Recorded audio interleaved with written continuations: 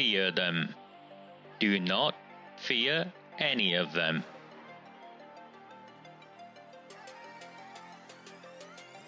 On the 20th of November 2003, James Ignatius O'Rourke McMahon was elected councillor for the Failsworth East Ward of Oldham. Deeply ambitious, he ruthlessly rose to power, and by 2011, he was already leader of the council. In 2015, exploiting a Labour Party loophole, he became MP for Oldham West and Royton. If only the people of the town knew then what they now know. Do not fear them. Do not fear any of them.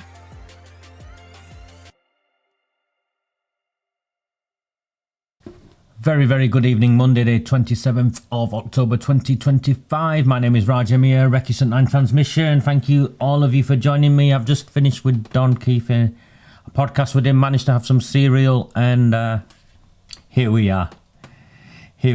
So, what a day it's been. Evening, so for your evening, Dennis. I've not seen you in a while. Miss you. And thank you so much for the super chats. As always, please like, please share. Please do consider subscribing to the channel.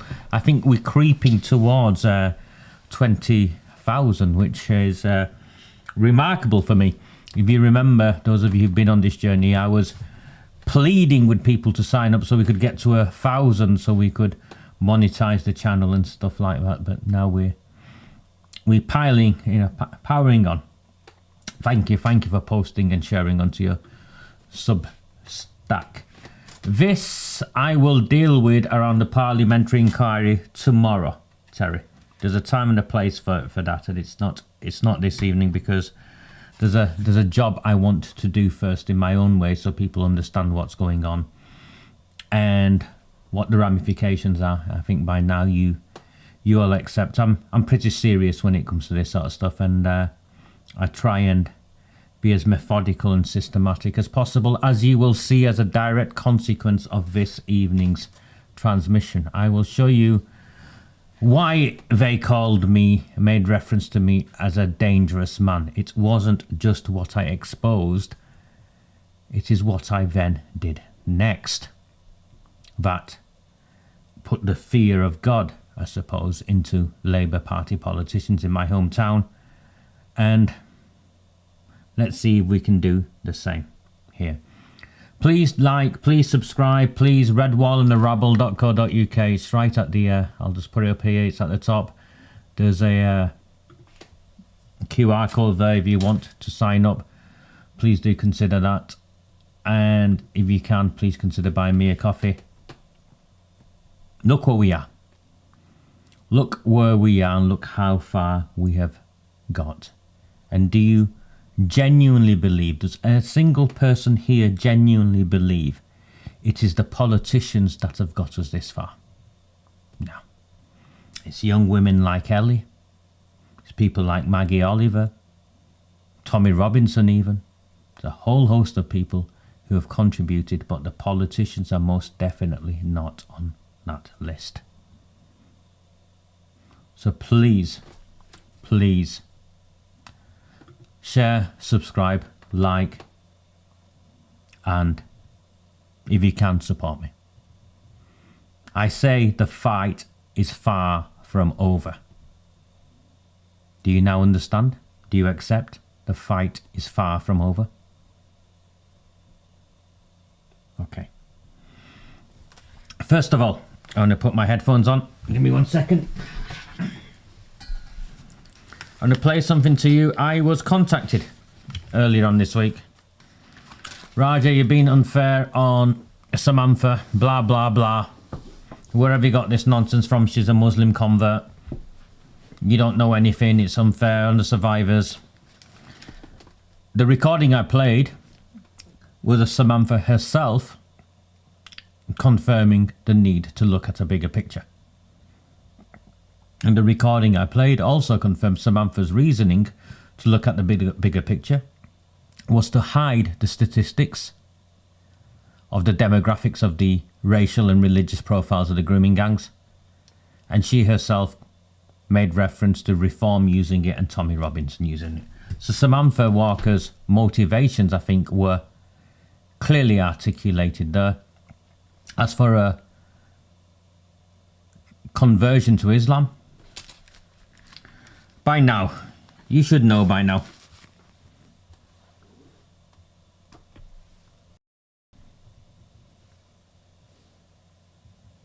And Samantha, what's your feeling on the issue of the idea of, ethnicity and, framing this as Muslim or, Pakistani? What is your feeling about that?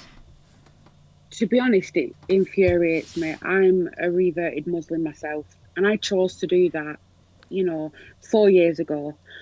Race is nothing to do with this at all.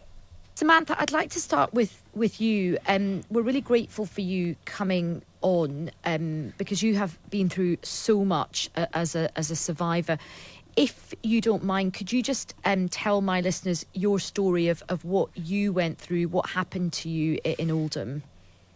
Yes, of course. I suffered a sexual assault in a church in 2006, and from there I went to the police station to report it. There was 2 men behind me at the desk clerk, and the officer told me to come back when I had sobered up. The men behind me offered to give me a lift home, and the desk clerk suggested that was a good idea. And from there, I was subjected to sexual abuse and then dropped off.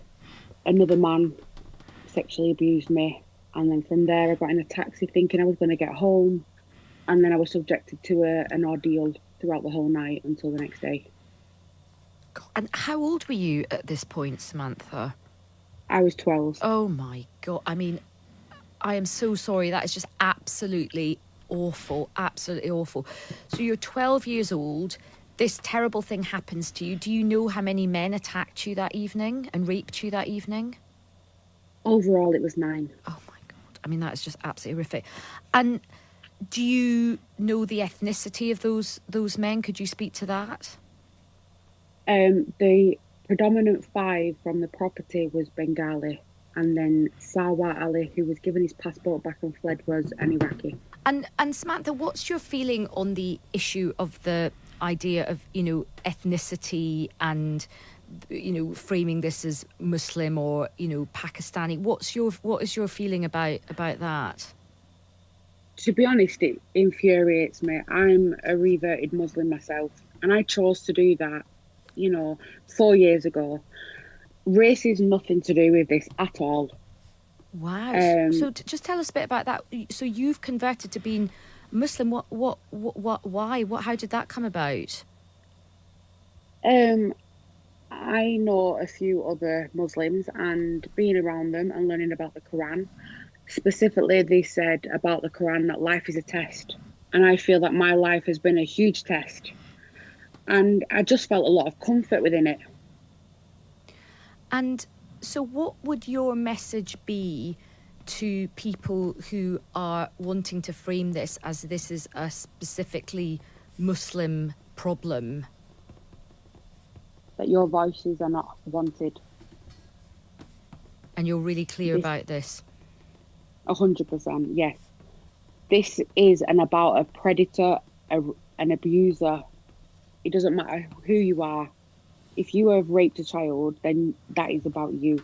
It's not about race.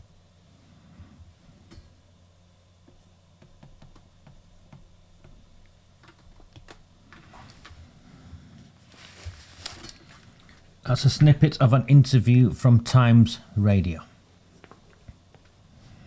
Is that enough? Is it? Is it enough?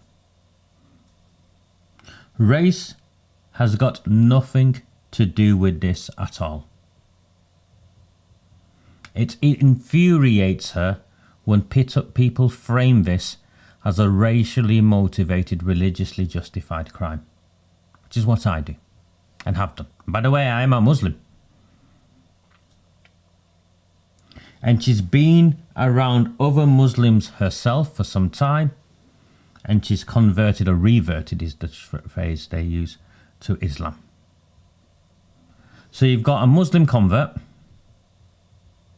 who is leading the Jess Phillips Cheerleading Association on record saying race has nothing to do with this.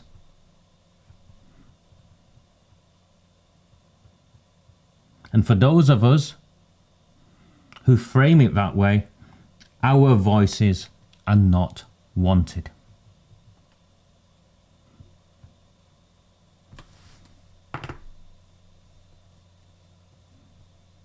Yes, she is white. I think that puts an end to that, don't you?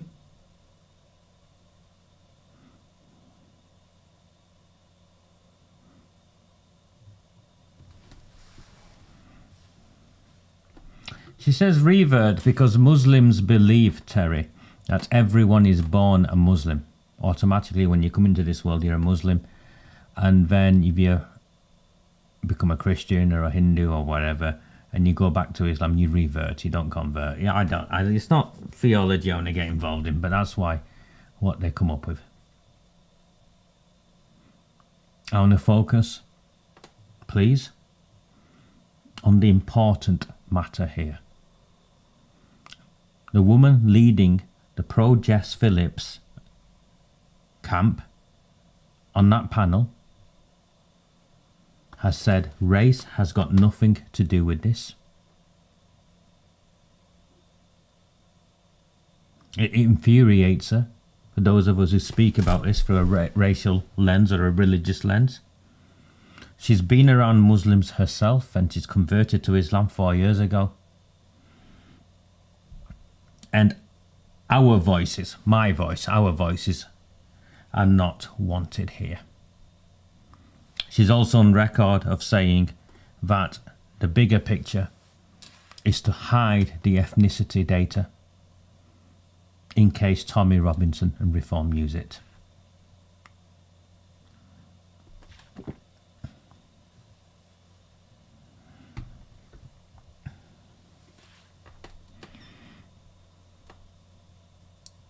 Yeah?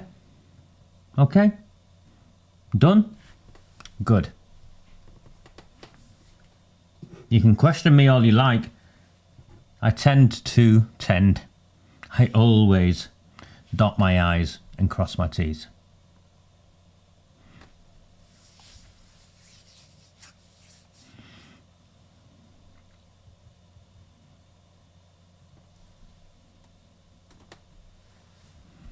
I'm going to play something else.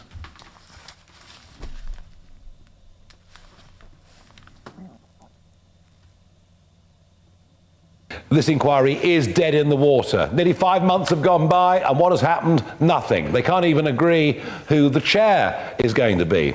Starmer tells us that the Baroness Casey report forbids it from being a judge. If you read the report carefully, you'll realise that simply isn't true, which of course is in common with very many of the things that he says. That is Nigel Farage, the leader of Reform, the first person to confirm what we've been saying since Friday. At a press conference with every reporter from every news agency there, so they can't now pretend they don't know. The leader of Reform has confirmed that Keir Starmer claimed that Baroness Casey forbids it from being a judge, as in it being the chair of the National Inquiry. And if you read the detail of the report, it simply is not true.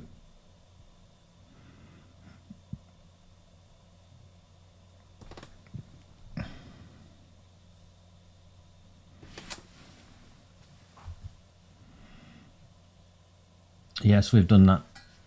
We've gone through, I think you'll find I shared that information right at the beginning when it fell apart of her article in Al Jazeera.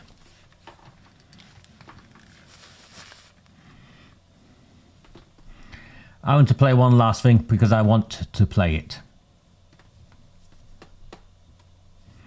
I find it quite like, overwhelming as well that every single one of these medias has said something about a comment that was made by Sarah, which is understandable, absolutely fine. Yet it's taken medias decades to recognise grooming gangs that are coming over and raping our children because they're white. That is also racially motivated, and it is racist.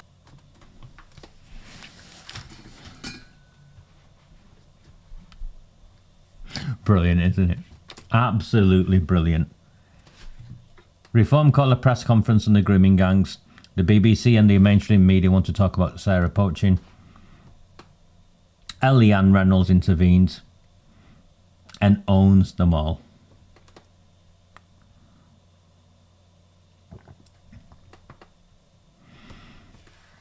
I'll let you decide if Nigel Farage, would have said what he had said if we hadn't uncovered what we'd uncovered. I'll let you listen again to what Ellie said and how confident she is in now articulating that these were racially motivated crimes and they were targeted because they were white. This is the contribution we've made and we are continuing to make. And this is why they want our voices sidelined, erased even. Because we champion, we campaign, we educate. And we do so in a manner where it makes it extremely difficult for them to demonize us in the way that they can demonize others. They were paid, so you know, those of you who are asking, it was £50 for a Teams call and up to £300 for the day. To those of you who watched the Maggie Olive interview, I'll do all of that at another date. I didn't want to concentrate on that just now.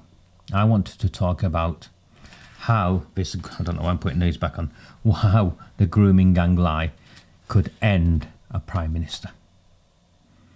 Because Nigel Farage, in front of the world press, has reaffirmed what I have said. He didn't call him an outright liar, but he, as much as, might as well have done. The Prime Minister is a liar. If you're finding value, please like, please consider subscribing. And let me share with you now what sets us apart in this space. And my friends who've been on this journey with me in Oldham will tell you all about how we ran rings around the Labour Party and the council because we outmanoeuvred them and outplayed them using their own rules. We turned the weapons against them, and the weapon was democracy and the systems and processes in place that are designed to hold power to account. The problem is the vast majority of people do not know what these processes are, and that's why they end up in a powerless position. For months, the government had promised that justice for grooming gang victims would finally arrive through a new national inquiry. Truth, transparency and independence at last, but that promise was a lie. Last week at Prime Minister's Questions, Keir Starmer stood in Parliament and claimed that Baroness Louise Casey had decided against a judge-led inquiry. He said the government only followed her advice. It wasn't true. When Casey gave evidence at the Home Affairs Select Committee, she said she wanted something slightly different from a 7-year judge-led inquiry. A national statutory commission with local hubs designed to be faster and closer to victims. Her remarks were about structure and scope, not leadership. I've shared this with you before, but I'm sharing it again so you understand. She never said that a judge should be excluded. Nowhere in her oral evidence, written report or correspondence is there any recommendation against a judge-led model. The Prime Minister invented it. Casey's evidence to the committee was clear and practical. She told MPs she wanted a national inquiry with real powers, but not one that dragged on for years while survivors waited. She said, I've got it here, "What I have in my mind is something slightly different from a 7-year judge-led inquiry. Ideally, we would have something that got into local areas." That was the extent of her reference to judges, not a rejection, but a contrast of structure. She was describing a design, not issuing instructions. Casey's central concern was urgency and survivor confidence. She wanted an inquiry capable of examining institutional failure, forcing accountability, and making sure survivors' voices were finally heard. She never argued that judicial leadership would prevent that. Her emphasis was clear: a national statutory commission, equipped with full powers, directing local investigations, not a committee of civil servants, not a politically managed panel, but an inquiry with authority and reach. The Prime Minister twisted that into a verdict. He presented her words as if she had ruled out judicial leadership altogether, turning her framework into a shield for political control. If he truly believed Baroness Casey has decided against a judge-led process, the government should be able to produce the proof. A letter, an email, a line in a transcript. There is none. The claim exists only in the Prime Minister's mouth and Hansard's record of it. And now, finally, a breakthrough. Others are beginning to notice. Earlier today, Nigel Farage held a press conference in London and addressed the same issue directly. I'll read you his quote. "This inquiry is dead in the water. Nearly 5 months have gone by, and what has happened? Nothing. They can't even agree who the chair is going to be. Starmer tells us that the Baroness Casey report forbids it from being a judge. If you read the report carefully, you'll realise that simply isn't true," which is of course in common with very many of the things that he says. So he's a liar many times. Farage's remarks confirm the same truth. The Prime Minister lied. He looked at the record. He reached the same conclusion. The government's justification for excluding a judge is built on a fabrication. That lie, this lie, is not interpretive or subjective. It is a matter of public record. And once that lie is established, everything built on it becomes compromised. The appointments, the scope, the credibility of the inquiry. The exclusion of a judge is not a technical issue about who chairs a committee. It is about independence.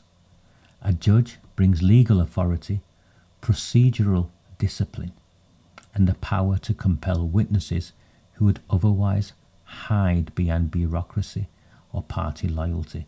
Without that independence, the inquiry remains under the control of the same institutions whose failures it is meant to expose. And do not believe Jess Phillips when she claimed they were all responsible. they were not all responsible.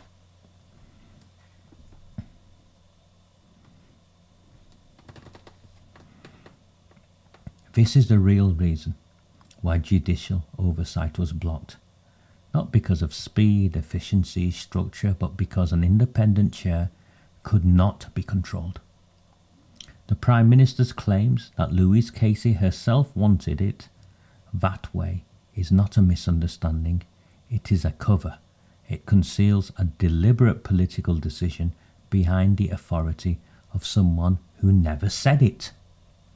This is not about process.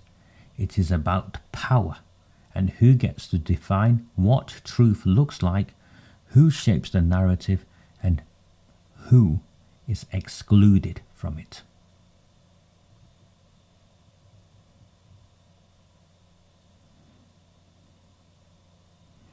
Despite clear evidence, not one major outlet has reported the contradiction between the Prime Minister's claim and Casey's actual words. Not one has had the decency to just ask Casey a simple question. It would take a journalist 10 minutes to check the Select Committee transcript. They won't touch this story because it exposes them as well. The journalists who carried the denials ignored the evidence and helped bury the truth. They have been doing since we started this journey. Since we started this journey, they've been doing that. They covered up for Jim McMahon, they covered up for Andy Burnham, they covered up for Jess Phillips, and now they're covering up for Keir Starmer.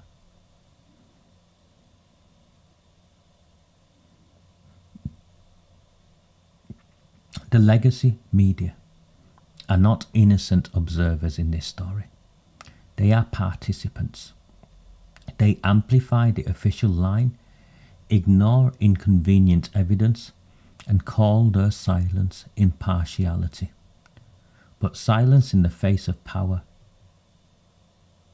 well, the word is complicity.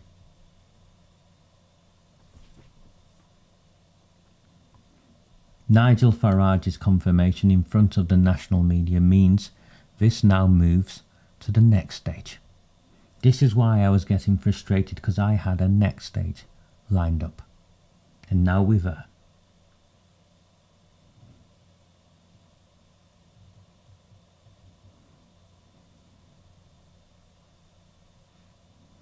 The Prime Minister's claim has been proven false, confirmed independently, and ignored by the very institutions meant to hold power to account. The question now is what we do about it. How this lie is challenged, corrected, and confronted in Parliament. Oh yeah. Now it gets exciting.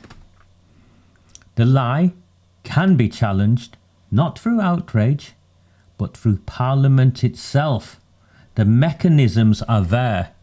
Here is how Parliament can force the truth back onto the record. So Parliament can prove Keir Starmer lied.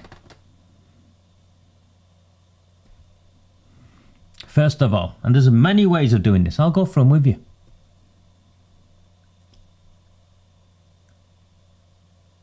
A member of Parliament, that's an MP, your MP, but not just write to them.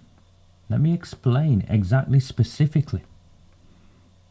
A member of Parliament can table a written or oral question asking the Prime Minister to correct the record. As simple as, will the Prime Minister correct the record regarding his claim that Baroness Casey decided against a judge-led inquiry into grooming gangs, given that no such recommendation appears in her evidence or report? This simple action by your MP will force an official answer. The Prime Minister cannot simply ignore a written question from an MP. They must respond, and their reply is published in the official parliamentary record. If the Prime Minister refused to correct himself, it turns a possible mistake into a deliberate act of deceit. So that's a simple written or oral question. My recommendation is written. You can do an oral question, and the best point for an oral question is during PMQs, or a Home Office session would compel a verbal response in front of the chamber and the cameras. That would become part of Hansard 2. It's as simple as that. It's as simple as that. Secondly, an MP can raise a point of order this Wednesday after Prime Minister's questions, citing both Hansard and Casey's transcript from the Home Affairs Select Committee. Once raised, it enters the permanent parliamentary record. A point of order doesn't have to be raised at the exact moment the false statement was made. The guidance is that it should be raised at the earliest opportunity. The earliest opportunity is this week's PMQs. If new evidence or clarification emerges after the fact, an MP can legitimately raise the matter days or even weeks later. What matters is that MP can show that their intervention is based on verified information that has come to light since the original exchange. We've verified the information. In this case, the conditions are met. The Prime Minister made the claim about Baroness Casey during PMQs. Since then, the public record, including Casey's evidence to the Home Affairs Select Committee, has been reviewed, and the record itself confirms that she never recommended against a judge-led inquiry. That new evidence justifies raising the issue now. Wednesday's Prime Minister's questions would be the right moment for an MP to act. An MP could stand immediately after PMQs and say something like this. I've got it here. On a point of order, Mr. Speaker. During Prime Minister's questions last week, the Prime Minister claimed that Baroness Louise Casey had decided against a judge-led inquiry into grooming gangs. Having reviewed the official evidence given by Baroness Casey to the Home Affairs Select Committee, no such recommendation appears in her remarks or report. Can you advise how the Prime Minister may be invited to correct the record?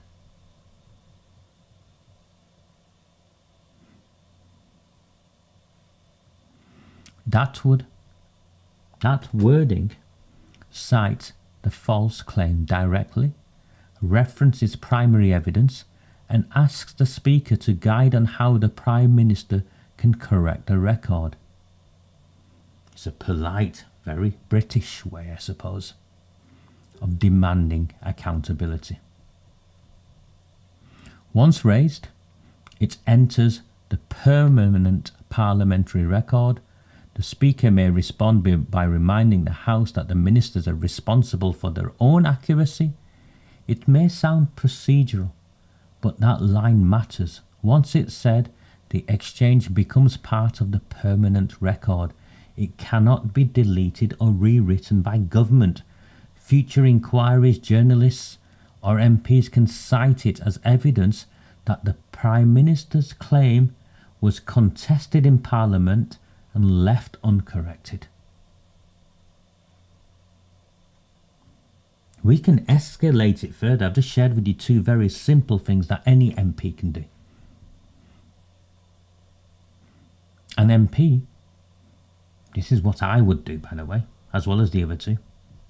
An MP can formally request that the Committee of Privileges investigate whether the Prime Minister misled Parliament. This committee exists to examine breaches of parliamentary privilege, including knowingly misleading the House. And he knowingly misled the House because he wanted everyone to know that he was being clear here. An MP? Simple. Again, it's simple. Write to the Speaker with 3 documents: the Hansard record of the Prime Minister's claim, Baroness Casey's evidence disproving it, and a short summary of the discrepancy. Once submitted, that material becomes part of parliamentary record even if no immediate investigation follows. If the committee does open an inquiry, and I suppose it will have to open an inquiry on such a serious matter as this, as the Prime Minister lying or accused of lying about a national inquiry into the cover-up of the gang rape, of the industrial scale gang rape of this nation's children, the committee would have to open an inquiry. And once it opens an inquiry, it can summon witnesses. It can compel evidence and publish a formal finding on whether the Prime Minister's conduct constituted contempt of Parliament.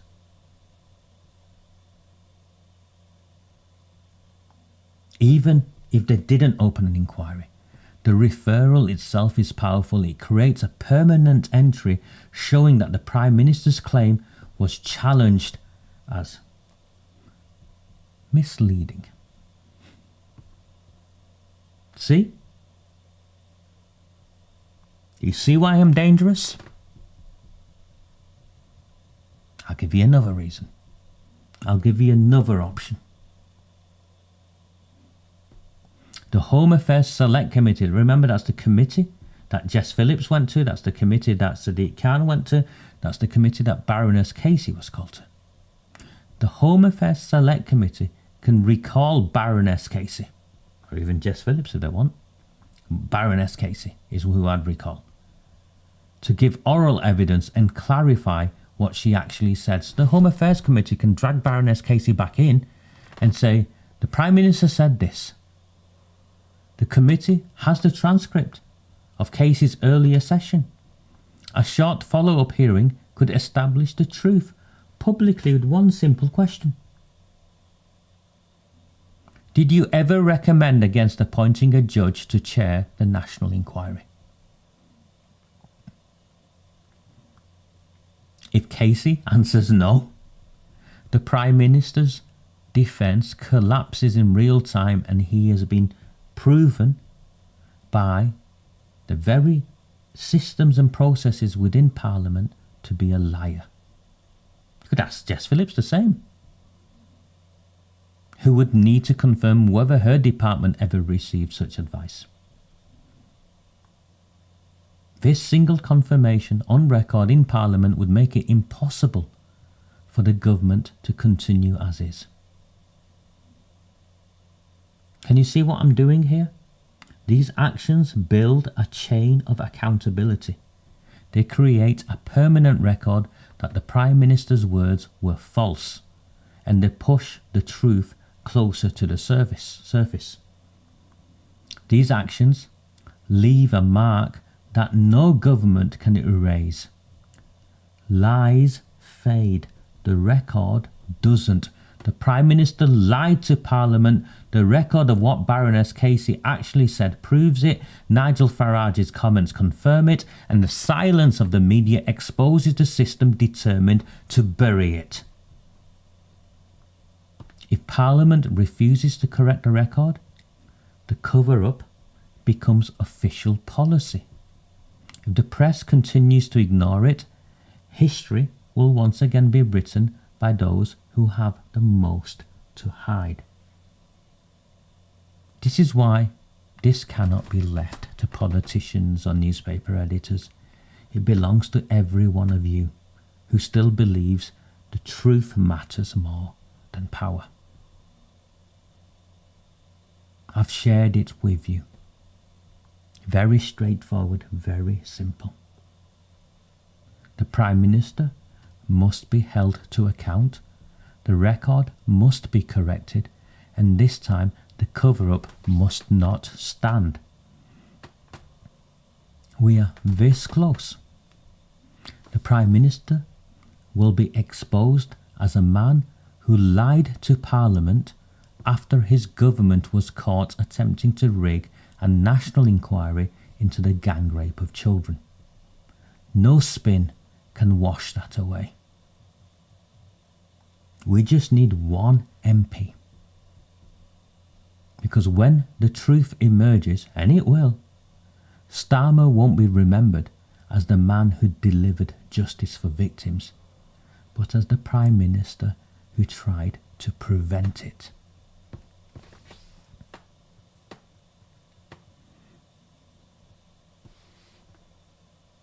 Well,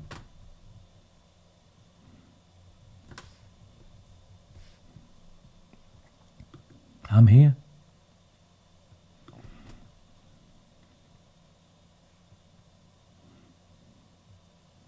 If you're new to me, do you see the difference? Do you see what we bring? Can you see how we've got to where we've got to? It isn't through marching aimlessly up and down the street.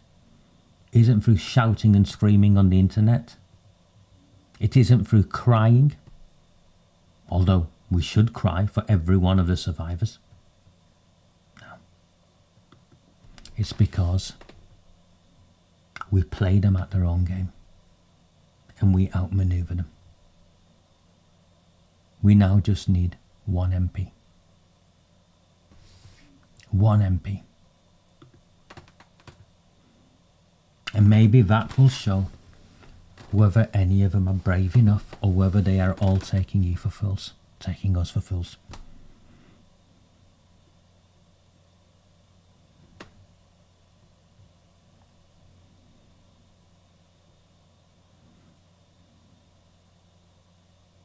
Not one of them has mentioned it, Terry. What I've shared with you, they all know. They all have advisors, policy officers, a whole host of people who work for them, 3, 4, 5 staff. To his credit, until Nigel Farage mentioned it today, not one of them had mentioned it. Now they all know. So who's going to do it? And if it isn't gone, if it isn't done, what does that say?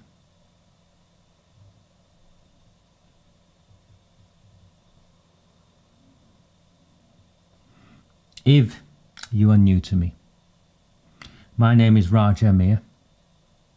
Before I came into this space, I worked in a field of work called counter-extremism. I spent 25 years in public service. I was awarded an MBE by the time I was 30. I've sat in rooms with prime ministers, secretaries of state, world leaders. And I came home and found myself in a complete and utter mess. As an old man called Warren Bates put in my hands documents from an Aldi carrier bag that proved that whilst I was away making a name for myself, children in my hometown were being groomed and gang raped. The council knew and played an active part in it. That council was led by a man called Jim McMahon, who's now the MP. When we started speaking out, Andy Burnham got himself involved in the cover-up, neck deep in the cover-up. Debbie Abrahams, the MP Select Committee Chairman, falsified evidence in an attempt to have me maliciously prosecuted. Others did the same. Spent 3 years on bail. My mother died still unsure whether I would be convicted and put in prison before I could clear my name. The mainstream media will not only blacklist me, everything they've written about me has been nothing but a smear campaign.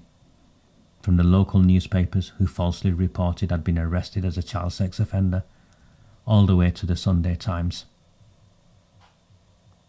7 years.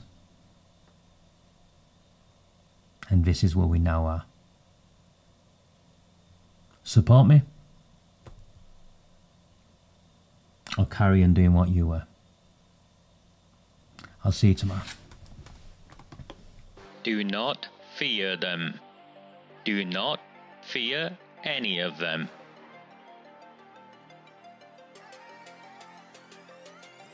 On the 20th of November 2003, James Ignatius O'Rourke McMahon was elected councillor for the Failsworth East ward of Oldham. Deeply ambitious, he ruthlessly rose to power, and by 2011 he was already leader of the council. In 2015, exploiting a Labour Party loophole, he became MP for Oldham West and Royton. If only the people of the town knew then what they now know. Do not fear them. Do not fear any of them.